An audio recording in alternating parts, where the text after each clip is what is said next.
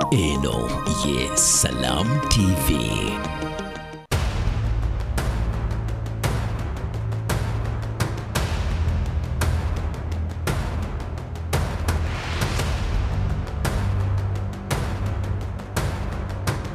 Sente z'obuugi ng'ate omwana yamwezaalira. Banaye abazadde abali wano mbasaba ensonga eyo nedda. Abaana baffe, abaana tubasomese.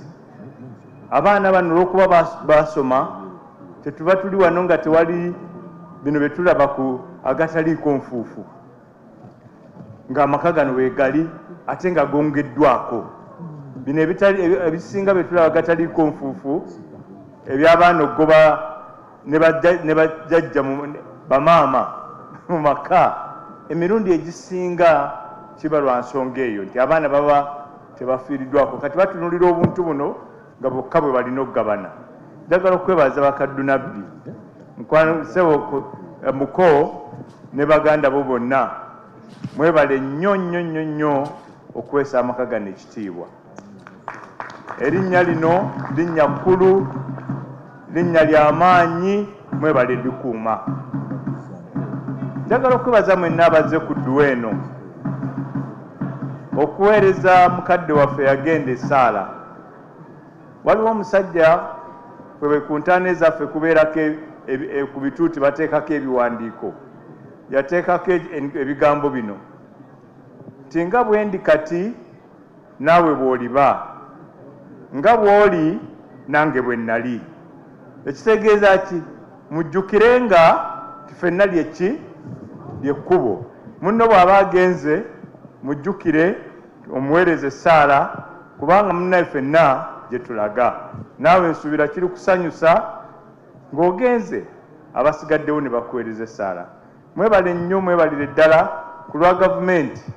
Njagala okwebaza bakaddunabbi, mwebale kuuma kitiibwa, mwebale kuuma kitiibwa ky'amaka, mwebale kusomesa abaana, mwebale kuteeka ttaffaali ku kuzimba eggwanga.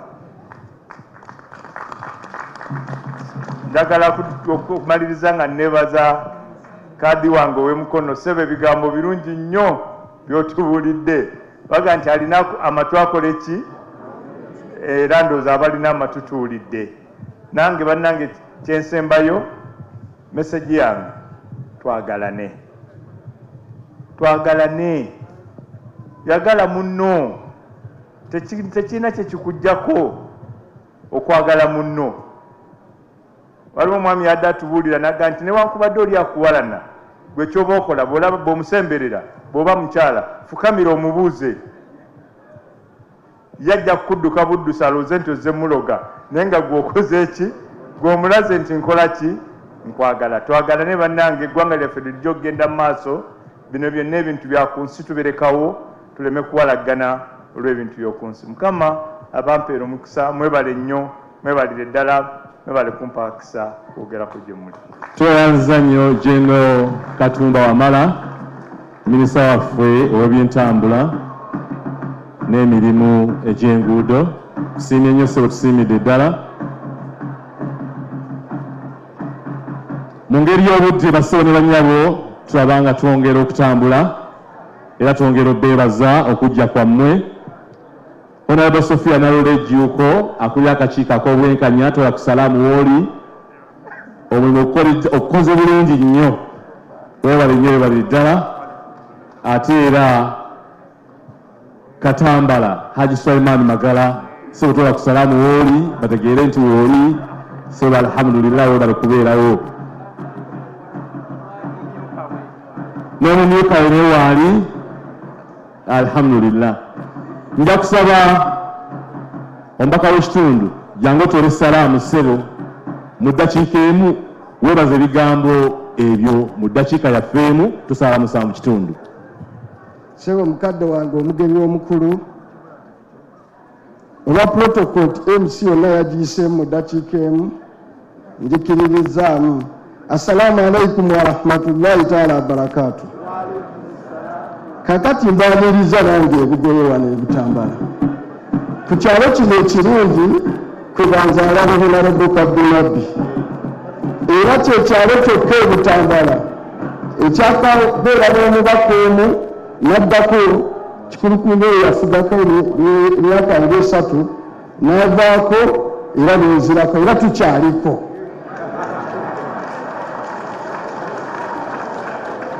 Ekyokubiri kyengaliriza nakyo bampise okwebaza ebigambo bya Jero Katumba Wamala nabadde siriiwo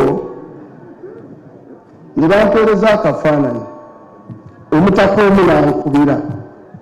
Wabaddewo olukiiko lwe baggulawo. Olukiiko lwe lwabadde lw'abalooya. Omutaka nankubira ku WhatsApp. Mutaka mukulu nnyo mu ggwanga lyenmanyi Dr. Lulume oyo vice chairman wange mu Buganda Parliamentary Caucus. Naye kati nkukubira nga chairman wa Buganda akafaananyi kano keetegereze.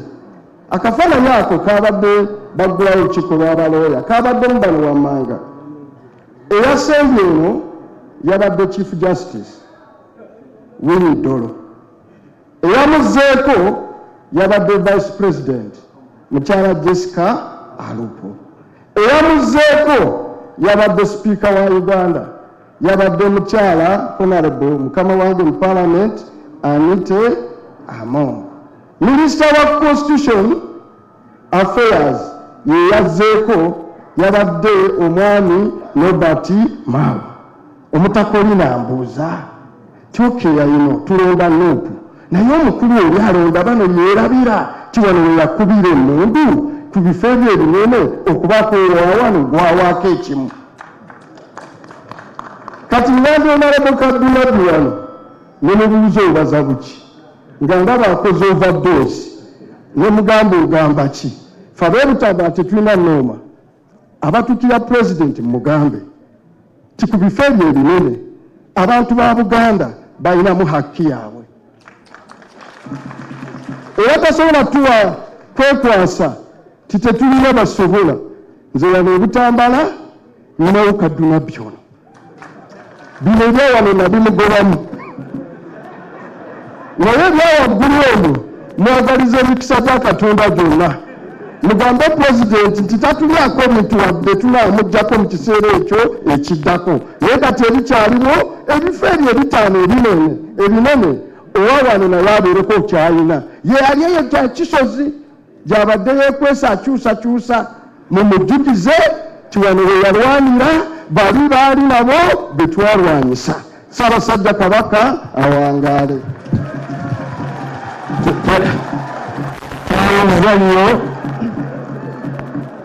mukama wange omugenyi omukulu ssebo oyo mwana mu lujja muno asambira mu ttiimu ya Nuupu naye ayagaliza kubanga Honorable Kadunabbi wa kyenvu nnyo. N'olwekyo ebigambo bituuse wa Jero Katumba ate naawe okomini tukusabira naawe awo osesetuke obeeko owolaga tebankootinga. Mukama wange olw'ofuula bwakadde 7 tusaala nja kusaba okkirize kayo ekitundu kino Nathan bangayo origemwa sebo tula kusalaamu waalaikum salaam.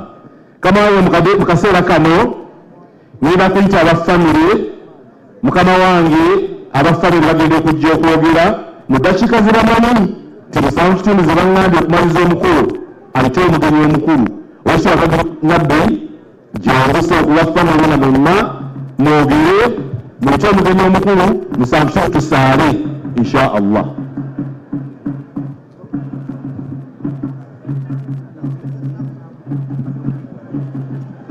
Baŋŋambye abakamera engombe etawaanya aba TV sebo nkusaba sebo engomba girikiraawo wetugenda bakulu nnyo nga n'omugenyi omukulu agenda kwogera ate nga ba TV baŋŋambye engoma etawaanya webu zaabwe.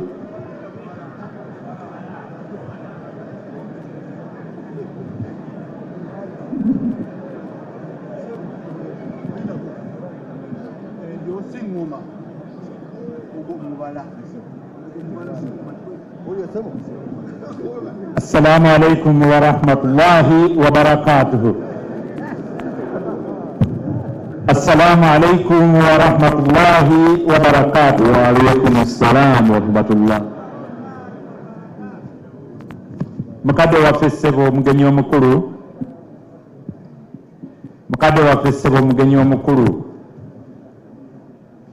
Sheikh Hussein Rajab Kakoza, taata waffe, mukadde waffe, yatukuzizza ate era atumanyi, ate amanyi ne maama, kubanga ebbanga panvu maama ng'akola era ng'ali mu mikono gya Sheikh Rajab Kakoza. Mukadde waffe tusanyuse nnyo nnyo nnyini ddala ku lw'abaana bannange, ku lw'abamaama, ku lw'abakojja, ku lw'abataata. Bataata bonna bonna weebali wano, naye obudde bwe twewadde bwe butulemesezza, ate kaakati banzikiriza nti nsobola okwogera ebigambo ne bizinga bonna. Njagala okusaba bataata ababakyazizza wano basituke batoole salaamu, mutegeere nti bannannyinimu weebali.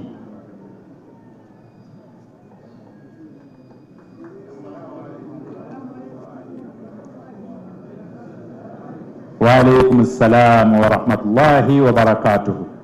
Baganda bange mwetegeke nammwe nja kubasitula mutoole salaamu era ey'awamu olw'obudde. Kadde waffe nsaba okwebaza ennyo nnyini abakulu ab'enjawulo nga tutandikira ku ggwe kennyini olw'okukkiriza okujja mu dduwa ya maama, ate nga ne mu kuziika waliwo newankubadde twakubira mu budde obutono ate ng'obeera mugonvu. Tukwebaza nnyo, tuweebale nnyo ssebo, weebalire ddala. Twagala era ssebo okwebaza Sheikh al-Islam olw'okubanga ebyafaayo bya taata ayina bingi ate era nga kkojja, naye yasinga kugamba nti aba insurance basasula bafudde. Njagala okutegeeza nti ttiimu y'aba MDs aba insurance abali wano n'abalala bonna bakakasa nti tusasula n'abalamu. Njagala okusaba ttiimu ya insurance ba MDs bokka bokka be bali eno, abalala bali eri, ne musitukeeko bategeere nti nno aba insurance weetuli. Paulo Kavuma, Ronald Musoke, Solomon Rubondo, Latima Mukasa, chairman wa Insurers Association, Shakira Shamim, Joseph Ndiho, Sande Protazio, Tete, bonna timu nene, n'abalala baba neno muwala wange, ate nga tulina n'ebyenjawulo Hajjati Gurini, Hajjati Sebyala, naye wuno Mariamu, ne muwala wange Sebunya Lina naye waali, bonna bangi. Nsaba era ssebo okwebaza ttiimu yonna evudde mu judiciary oba mu ssiga eddamuzi. Abakulu babalaze si be bokka abazze, ttiimu nnene nnyo era n'okutambuza emirimu gyonna tubadde nayo. Naye olwokubanga bantegeezeza nti abalala bali eri ku mirimu, bakama baabwe be batudde mu ntebe bokka, sigenda kubanjula naye nga tubeebaza nnyo nnyini ddala. Nsaba ssebo okutegeeza era nga neebaza abakulu abavudde mu ministry gye tuweererezaamu oba gye tulipootinga ey'ebyensimbi. Bwe mala okulaba muto wange Honorable Minister Honorable Kasolo, Under Secretary waali n'amumyuka n'abalala bonna ttiimu nnene nnyo weebali, tubeebaza nnyo nnyini kubanga era tuweereza mu mpeereza ez'enjawulo. Njagala okwebaza ssebo era ttiimu evudde mu minisitule y'ebyenjigiriza. Nga bwe mukimanyi baganda baffe bangi taata bwe yatuweerera bangi bali mu ssiga ery'ebyenjigiriza era baweereza bulungi, y'ensonga lwaki bonna si Haji Ismail Mulindwa yekka yaliwo nga director, naye muto wange Muzamiru Mukwatampola commissioner ne tiimu endala nnene nnyo okuva mu ministry eyo weebali. Njagala okwebaza era mu ngeri ey'enjawulo famire nnyingi ezikwatagana naffe. Bataata Mavidi weebali, Baseeka Mubiru weebali, enkozi ba tiimu nnyingi nnyo, njogere ya Haji Kigozi Mpigi, njogere ya Mubaka Tamale, njogere yani mwenna mwe muli. Tusiimye bwongerwa era tusiimidde ddala famire ya Taata Zizinga, mwenna we muli era tubasiimye nga tubasiimye nnyo. Nyala okwebaza bonna abatuyambye. Nga bwe mumanyi ono muto wange atiiridde bwereere nti nno obaza kaki, kakati ffe famire ne bw'obeera ng'osazeewo kugambako abantu 5 ne muno n'agambako 5 n'omulala n'agambako 5, buli kidaala kye tuteekawo kibeera tekikyamala. Y'ensonga lwaki mulaba kino kibooze ate nga twabadde obwedde obwajjo buli akituukako yakungiriza kino ekidaala sikirabangako, naye kakati abatakirabangako kyonna kijjudde. N'olwekyo tubeebaza mwenna abatukwatiddeko okulaba nga edduwa ya maama tugikola nga ddala egwanidde. Neddala omuntu akola obulungi agwana kusasula bulungi. Kiki ky'oyinza okusasula omusajja alinga Marehemu Sulaiman Lubega Kaddunabbi agalamidde wali, ng'agalamidde ne mukyala we Hajjati Saara Nalukenge? Kiki ky'oyinza omusasula okuggyako nga mwenna mubadde mulina okujja okumusasula olw'obulungi bwe wabakozeeko? Njagala okwebaza maama ng'omuntu atukoze obulungi obutagambika. Ffenna maama atuleze ate era ng'atulera mu mwoyo ogw'ekizadde, era nga ne bw'abeera akkubye akkuba nga naye akkuba olw'obuzadde. Era eyo yenkola taata waffe gye yatendeka wano mu maka okuviira ddala kamanda waabwe Hajjati Jamida Nambooze Lubega, gwe njagala abawuubireko mutegeere nti waali abatoolera essalaamu. Abadde depute we ye maama gwe tulombera edduwa, naye twaisi addakaawo ye maama maama Musawo, maama Kitintale Hajjati Safiina Magala Lubega, era naye kamusabe mami atoolera essalaamu. Naalongo Musawo byonna mugole wa taata awo yasembayo, awo taata n'akiggala. Hajjat Saara Nakandi Muzaata, ndowooza mulaba selection ya family taata gye yagendanga okukima abakyala zonna zikabeddwa. Ekidaala nga kino lwaki tekijjula? Tweyanzeege bamaama, batukoze obulungi obutagambika. Njagala okubategeeza nga bwenna bwe mukimanyi, abantu bangi muli mu famire nnyingi, muli mu mpya nnyingi, naye omuntu ayinza okuba nga tannaba na kuweza lunaku abaana ne batandika okwerumaaluma. Emyaka giri 16 bukyanga taata akwata safaari, naye alhamdulillahi rabbil alamin, alhamdulillahi rabbil alamin, alhamdulillahi rabbil alamin.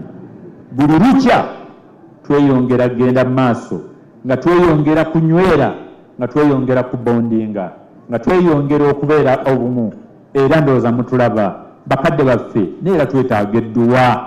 Maama waavudde nalyo ddibu ddene, tukyetaaga edduwa. Twongere okubeera obumu.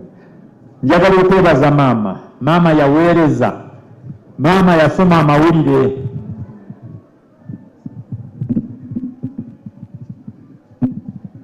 Maama yasoma amawulire, naye ng'amawulire agasoma n'obwegendereza era nga muweereza mulungi nnyo ku UBC.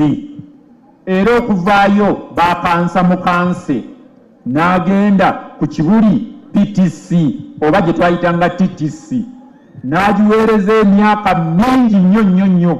Haji Matovu mu kuziika yagibagamba.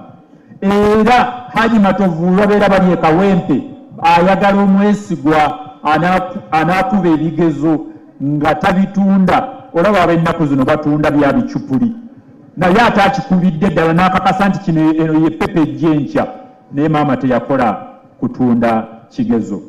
Tetwalya ku ssente eya haraamu ng'evudde mu kutunda kigezo nti olw'okuba nga yabikuba.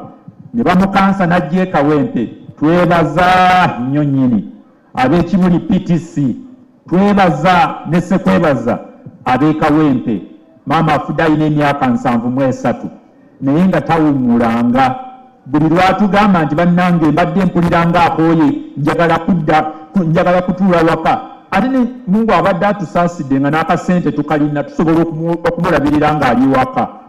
Naye ab'e Kawempe baamugaana okuwummula olw'obukozi bwe obulungi n'atandika okuwanga ennaku nti eyo nja kugendangayo olunaku bwe ruti.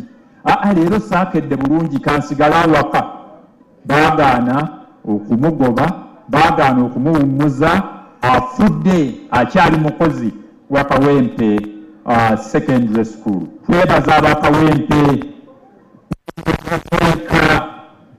ne ttiimu bonna tubeebaliza ddala. Mwebale kuuma maama, mwebale kulera maama.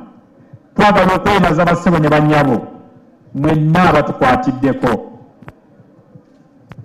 Nga abategeezeza nti abantu bagenzi bawe abangi n'ebintu bingi nnyo beera mu nteekateeka nga zino.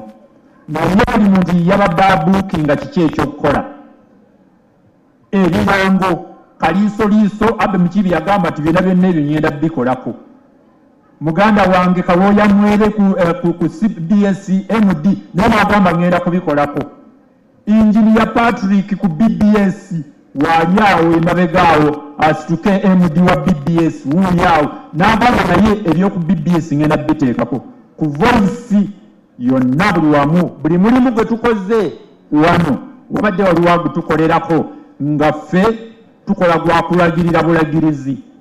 Twali tugamba tunaakola tutya abantu bano nga batudde nga tebalinawo kacaayi kakunywa. Mukulu wange ow'ekitiibwa Haji Kaddu Kiberu n'agamba health break egenda kubeerawo okuva jjo kacaayi bakanywa n'abeebase ku ssaawa 11 ez'okumakya kacaayi bakanywedde. Ssekatwaha asobola okukikakasa. Tubeebaliza ddala mwenna abatukwatiddeko okulaba nti nno omukolo guno gutambulanga bwe guli, maama atambulanga bwali. Twebaza ab'e Kamwokya. Maama yawangala ebbanga ddene nga tubeera Kamwokya. Twabeera e Kamwokya 1994 Kera Road ne tuwangaalirawo ebbanga ddene naye bonna abantu abaavudde Kamwokya ne muli tubeebaza. Twagala okwebaza ab'e Kawempe. Maama gy'awangaalidde nga bwe mumanyi ffe tubadde tubeera wala naye maama abadde alwalalwalamu. Ab'e Kawempe buli kaseera babadde babeerawo. Basharifa bannyinaffe bwe batuukira naffe abalala bwe tutuukira ng'ab'e Kawempe bonna bamaze dda okulaba maama ng'abeera bulungi. Twagala okwebaza abasuubuzi bannaffe abasuubuzi.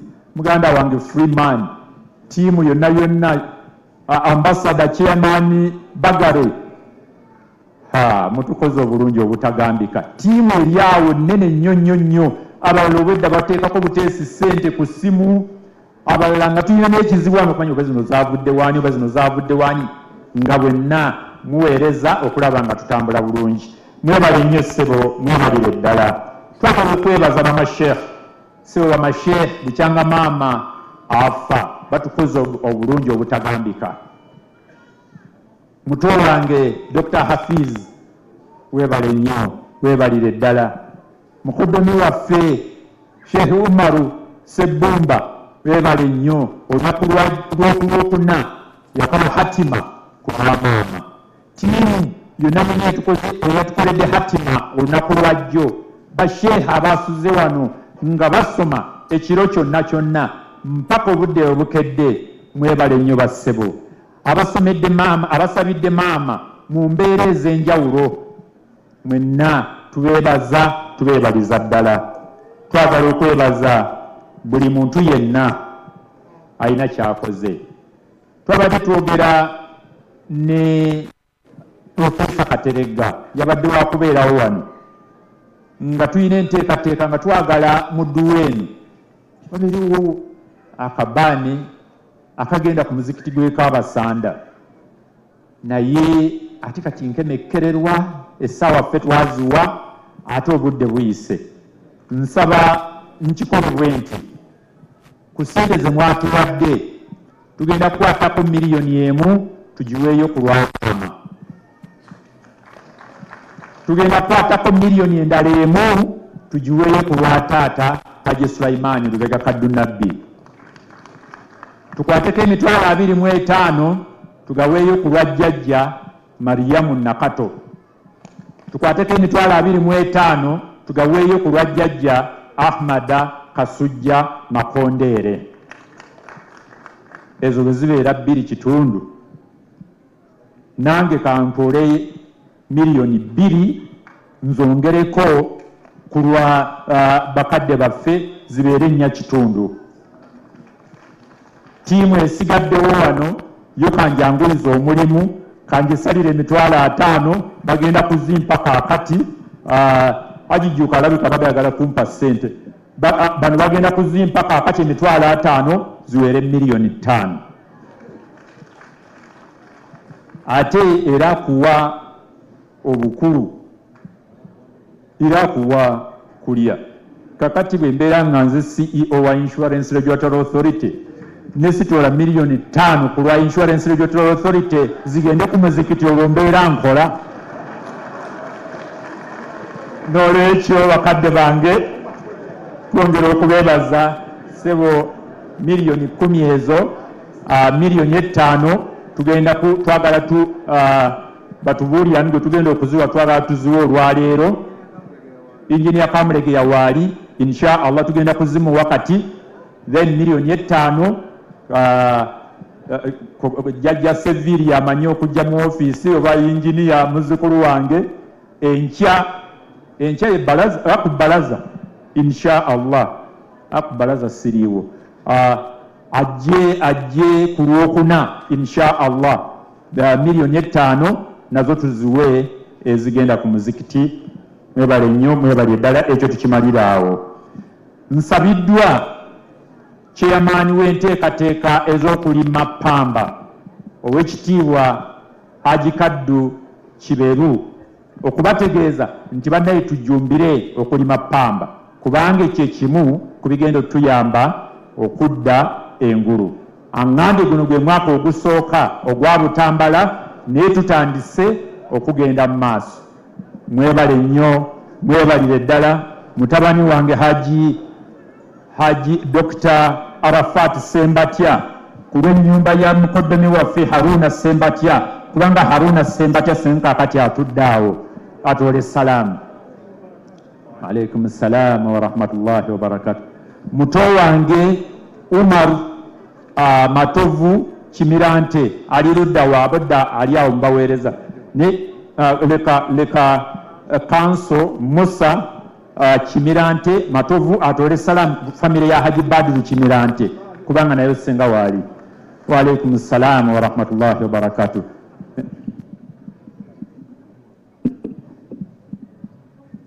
njagala okutwala omukisa guno baneeka neebazeemu mu ngeri ey'enjawulo Aminu Wahyi Sheikh Siriman Kasule Ndirangwa mumanyi ebibadde bimuliko wiiki eno mubimanyi naye njagala okusaba ssebo omugenyi omukulu bulijjo tusobya kampitenze ow'ekitiibwa Lwasa ayogere ebigambo bye ne bw'abeera amaze nsaba Sheikh Sirimani Ndirangwa Kasule wakiri aba akuyita kubanga gyavudde wawanvu ate mumulabye ttiimu yonna yonna ezze okutuuka wano. Ssebo mukadde waffe jangu oyogereko eri abaddu ba Allah mu maka ga sipiika Sulaiman Lubega Kaddu Nabbi, ate nga gwe oli mu ate nga tulina n'ebiti ebyenjawulo. Weebalire ddala naye era ntuusa salaamu y'owekitiibwa Haji Twaha Kawaasi, mukadde wange ssebo Haji Twaha Kawaasi yabadde wano n'avaayo wano Matumbi Budde ng'ate alina emirimu emirala egy'Obwakabaka. Ssebo owekitiibwa.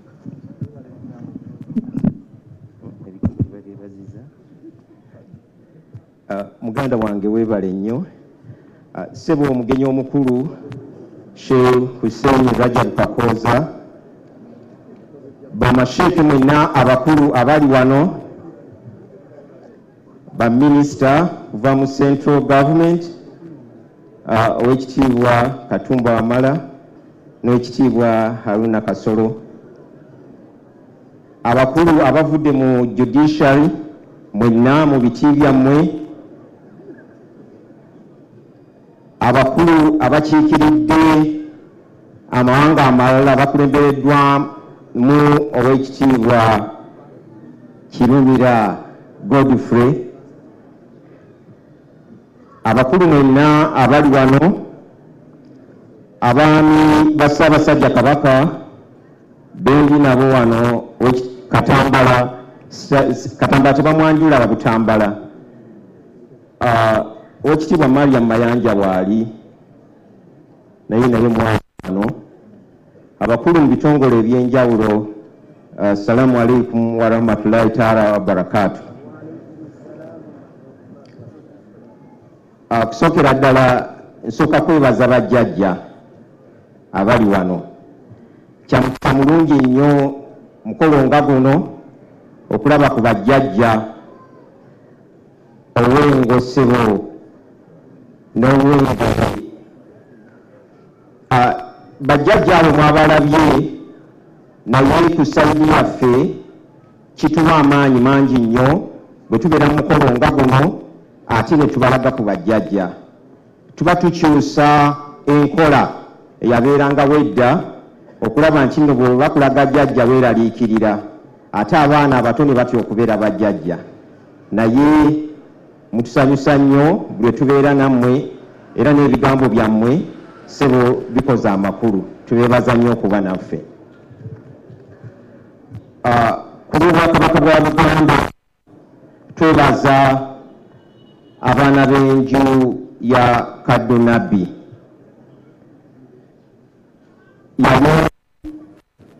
Omukulu bwe yaviira mu nsi yali sipiika, era ebifaananyi bye bwoboze bulange weebiri. Mulimu gwe yali akola gwali muzibu nnyo kitaffe wano, naye yagukola n'obwegendereza era ne guvaamu ebyengera bingi. Nga maama olunaku olwaleero twebaza ebirungi byonna bye yakola era n'abamubeererawo mu kiseera kye. N'okusingira ddala twebaza enju eno ng'Obwakabaka bwa Buganda okulaba nti nno eyagala nnyo Obuganda era ewa buli ekyetaagisa mu Buganda okubeera nga kiyimirirawo. Twebaza olw'omukolo ogwo n'omukulu ogwo gwe yalekawo mukadde waffe okulaba nti nno temuguvuddeeko. Katikkiro yaliko wano mu kuziika era ebigambo bye yabituusa. Ebigambo bye nina okutuusa olunaku olwaleero kubakubiriza kubeera nga bwe mukuumye ekitiibwa ky'oluggya luno, okubeera nga ekitiibwa ekyo kireme kuba kyammwe, kibeere kya Buganda yonna, nga buli we mubeera temutuswaza gamba nti oyo mwana wa Kaddu Nabbi.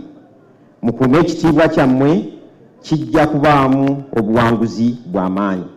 Biseera ebisinga bakadde baffe tugezaako okwagala okubeera kye baali, naye tosobola kubeera oli kye yali, wabula osobola okugezaako n'oba okumusingako. tubakubiriza timugezeeko okulaba nti mutambulira mu layini eyo, ate bwe kiba kisoboka tukole ebisingawo. Pozi kino kijja eri abantu baffe abali wano mu lukuŋŋaana luno, timuli lwojja mu kitundu olaba ekisingako ky'obadde okoleeka n'ekirala ky'obadde okola ky'okola ng'enjagala nkolebwa entyo. N'ekizibu kye tusanze ti ebintu bino okubigezaawo si kyangu. Mizikiti mingi tugenda nti wadde saddaaka tugenda kuzimba omuzikiti, olumala okuguzimba ate ne tubulemwa okufuna engeri gye tugulabirira.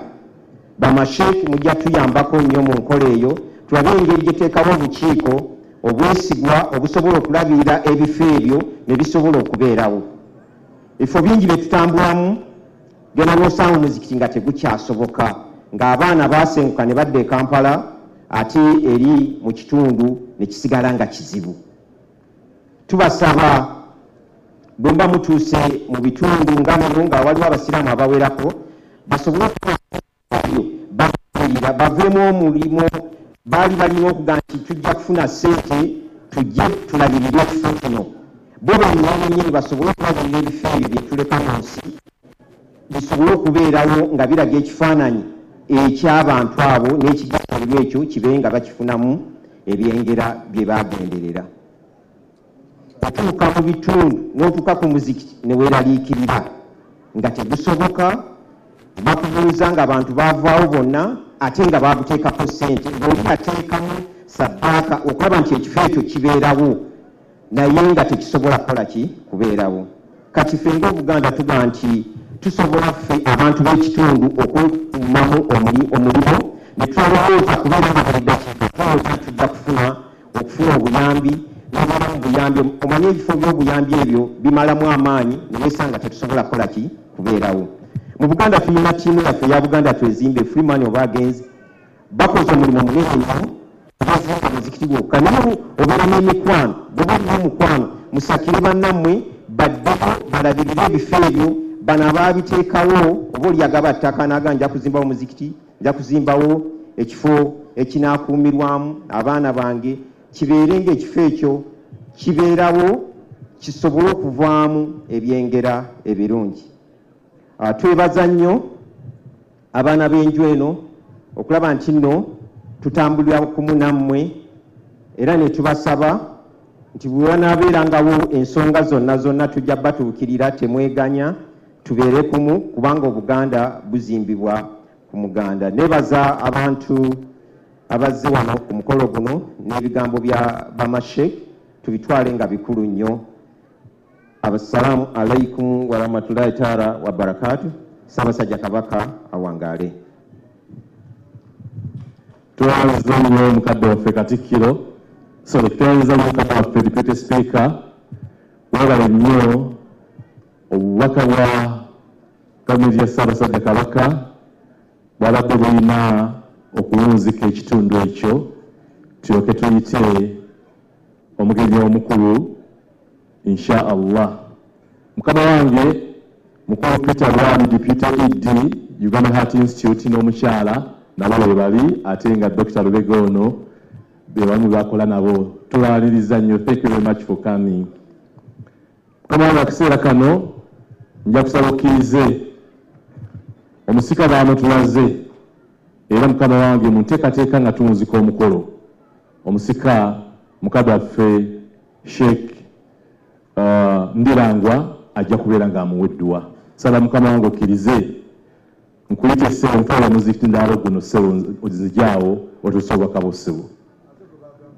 Ajja kukola nteekateeka eri nze musi. Mukama wange ssebo.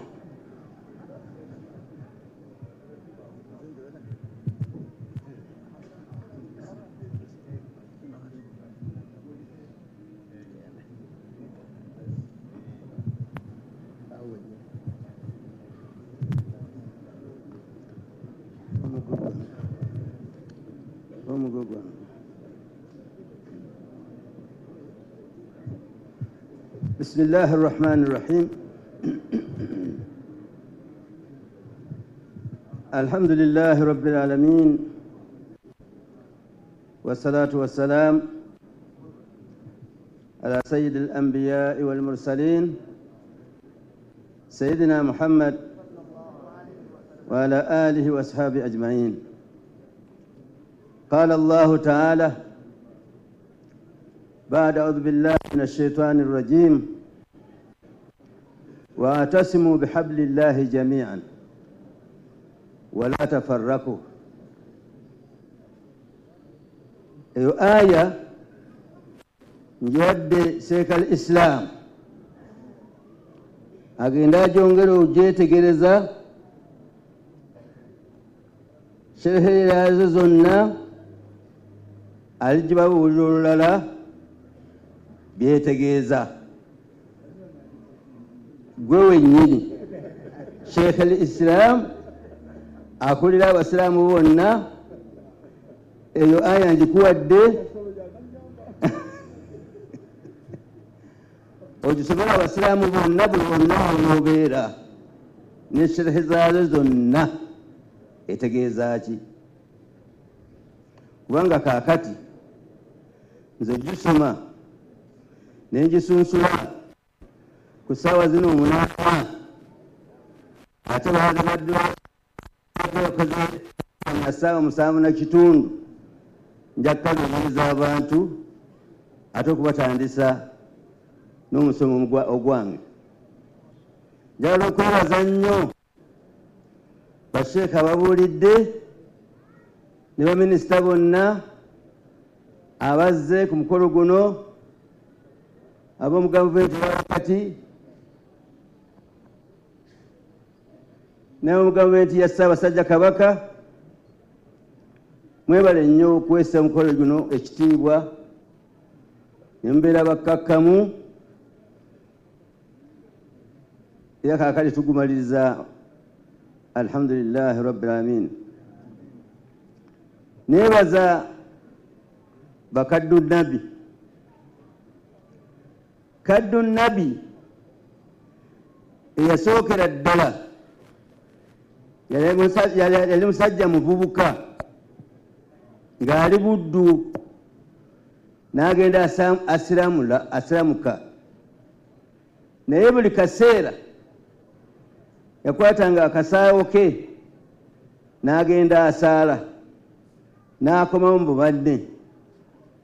Essalabu yatuukanga n'agenda asaala ng'ate ali mu bantu batali basiraamu, ne bagamba nti kano akavubuka kaddu ka nabbi. Erinnya nirikwatira awo okuva olwo okutuusa olwaleero jjajja wa bano kaddu nabbi ne taata waabwe kaddu nabbi, nabo kaakati be bakaddu nabbi. Alhamdulillahi rabbil alamin. Twebaziza nnyo abaana ba wano kutekera maama waffe omukolo ogwenkanidde wano, ne mutegeka ebyokusoma byonna ne bibeera birungi nga bwe munnyanguridde kyokuva ekiro kwabadde kusoma ne ku ssubi bwakubadde kusoma. Mwebale nnyo, mwebalire ddala. Omukolo guno abasajja Abaganda nga bano bajjajjaffe abali wano baguyitanga lumbe, kwabya lumbe, si bwe kiri? Era abasajja bano Abaganda balinga nga bateekateeka olumbe, baayisanga omwenge ne bayita n'abantu bonna ne basula nga bakuba engalabi. Era abantu bagamba tugenda mu ngalabi, lwe lumbe. Mwayisiza omwenge? Tebaayisiza mwenge. Mwafulumizza olumbe lume kudda wano. Ebyo bibadde ebyanyiza abasiraamu n'abamadiini abalala tugenda kwabya lumbe tulumale mu maka gano luleme kudda n'okulufulumya luleme kudda mu maka gano. Ekyo kisoboka obutadda ne tulwabya? Kisoboka? Tekisoboka. Tosobola kwabya lumbe mu nsi wano n'ogamba nti terugenda kudda, kubanga olumbe lwagamba tujjanga kudda buli lunaku, njanga kudda buli kiseera, nga ntwalamu okutuusa ku lunaku lw'enkomerero. N'olwekyo okwabya olumbe tekikola. N'okuyiisa omwenge ne munywa ne mukuba n'engalabi ne muzina, abaafiira maama wammwe mbwe ennaku ebave ku mwoyo, nakyo tekikola. Bannaddiini kyebaava babigaana, kubanga gwe yafiirwa kitaawo okujjako ono eyasika, agandika alyoka n'afa n'ensika. Naye yafiirwa maama we tayinza kunywa mwenge, n'azina n'amazina, neerabira ennaku. Tekisoboka. Era abamu bajja mu kuziika nga n'okutamirira atamidde, ng'aboyana buboyanyi, ng'ayagala kugwa ku ntaana, anywedde omwenge asobole okwerabira ennaku. Tekisoboka. Ekyo kyekyalingawo biseera ebyasooka, eddiini tennaba kujja, tezinnaba kujja. Kakati bakadde baffe bwe baalaba bwe bati okugjawo ekintu, tulina okuzzaawo ekintu. Bo ne bagamba tukuŋŋaanye abantu, tuteekeko omusika, tusome Kulaani, tusabire obugenzi, tubuulire n'abantu abo abazze bamanye tukufa weekuli tekujja kuggwaawo otuusa Katonda ng'ayagadde okutumalirawo ddala ffenna. Basseeka basomese okufa kyeki, abafudde balagenda wa, bagenda kugabana ki, bo bagenda kubonaabona nga bafunye ebibonoobonyo okusinziira ku ebyo bye baakola. Basseeka bayigirize timuteekwa okugabana emmaali y'omuzeeyi nga muziganya ng'ekyaliya bweragira, nga Katonda bwe yalagira. Katonda yalagira. Babaseeka tebalina mukono mu kugaba ebintu. Baagabira mu kyaliya omulenzi ateeka okufuna emigabo 2 egy'ababala 2. Era ekyo Katonda yakiragira. Bw'okiwakanya nsonga ze.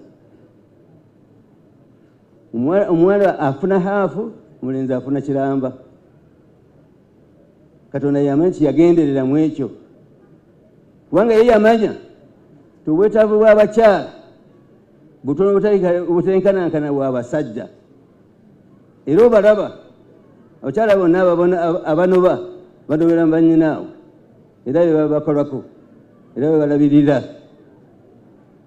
Bw'okiwakana ekyo, eddiini yaffe oba ogivuddemu, kubanga okanyiza ekigambo kya Katonda. N'okuyigiriza ebintu ebirala byonna bikwatagana n'omufu, n'obulamu, n'okufa. Wiiki ewedde oba wiiki 2 eziwedde twafiira mukadde waffe Sheikh Ali Mpungu, era naye twamukolera omukolo ogw'okumusiibirwa n'okumusabira. Gwali gwagala okwenkananga guno ogwa Kaduna bwe tetuyinza gwereegako. Naye Seeka Mpungu yali mukulu mu kika,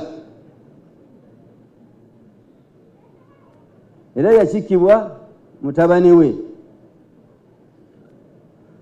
olwokubanga toli yali seeka ne mutabani we bamwambaza ejjubba nemuteeka n'ekitambaala ku mugongo ekyali ekya seeka mu kifo ky'okumwambaza ki olubugo naye nga olubugo olwo zezaali engoye z'Abaganda njagala ojje wano ng'oli mu mbuga ezo zokka omulembe guno newokwata essuuka ery'olugoye n'olufundikireko ekifundikwa n'okisiba omusika kimala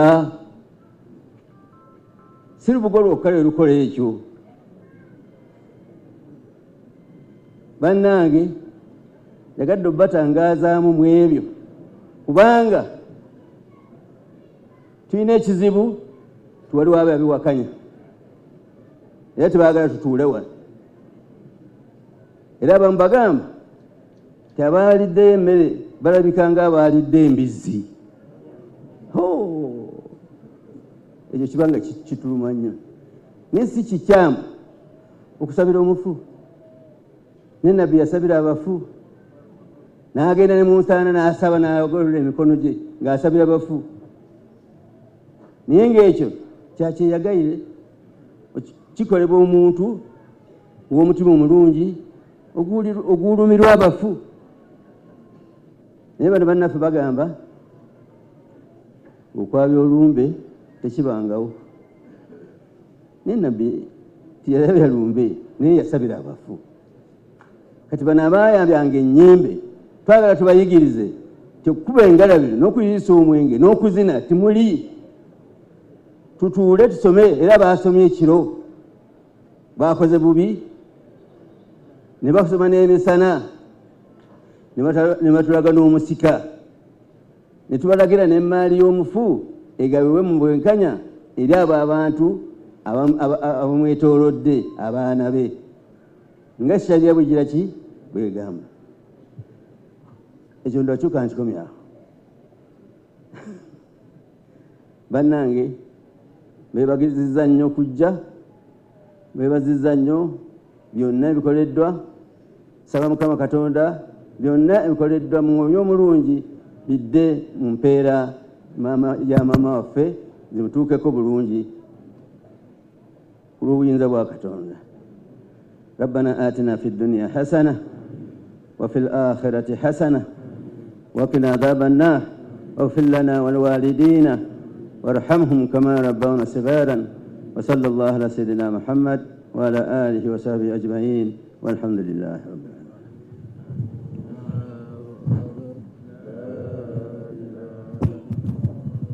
Tanzania hosum kadofe omugeni omukulu obulungi byatusiza mahala beno Allah akkirize byonna jakusaba mukadde wange mukaseera kano fama spam t-shirt ndanga agenda kusaba omusika nabano tusaale ninda kusaba kona bakadunabbi agenda kubaako eddakiika emu ayanjule abaana bonna ba famire.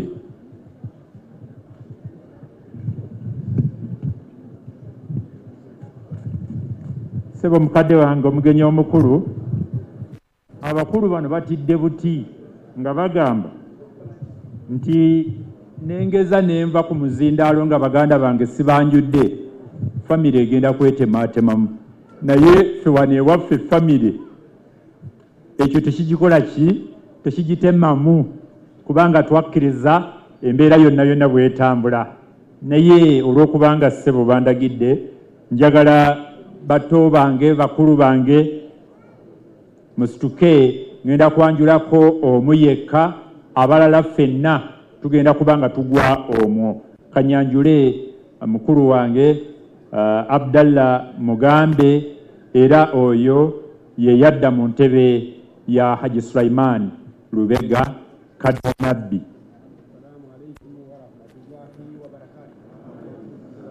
Abalala bonna bonna bali eyo mirimu naye muto wange Justice Farouk Lubega n'abalala bonna bonna bali eyo bali Rashid Muwonge wuli eri Salongo Umaru bali eri ne eyo famire yaffe mwebale nnyo mwebalire ddala bassebo. Tweyanza omusika tugenda kubeera mu dduwa mu ddakiika tusaale inshallah.